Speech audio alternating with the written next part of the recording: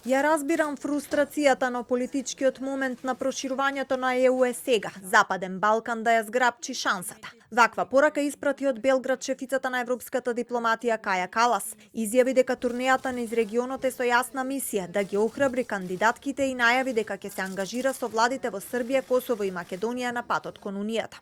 I'm deeply committed to encouraging all the Western Balkan countries to really seize the current momentum that we have in the enlargement.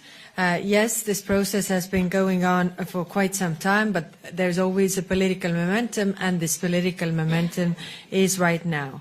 Калас вели дека ја разбира фрустрацијата од бавното темпо, а за да се спречи тоа порача дека ЕУ ќе треба да си ја заврши домашната задача. Смета и дека луѓето од регионот токму поради разочараност и фрустрација не ги гледаат придобивките од членството. Како позитивен пример ја посочи Естонија. I know for the Western Balkans the process has been very long, and it brings the frustration that people really don't see the tangible benefits from this.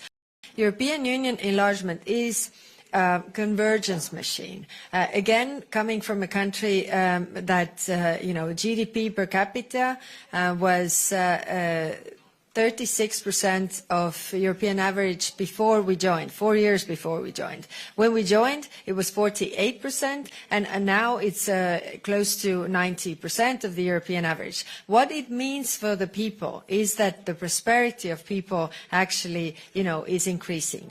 But I agree with you, in order to prevent the frustration, I think we need to do our homework also on the European side.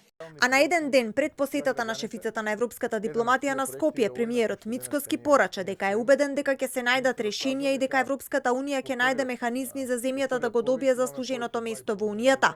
Калас утре пристигнува во Скопје, на агендата е тет-а-тет разговор со Мицкоски.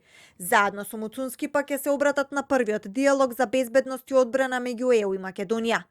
Посетата е на само една недела откако председателот на Европскиот совет Антонио Кошта од Скопје порача дека ЕУ очекува да се исполни договореното и дека не е потребен план Б. Пред 2 дена пак шефицата на државата Силјановска Давкова најави разговори со Радев под покровителство на Антонио Кошта.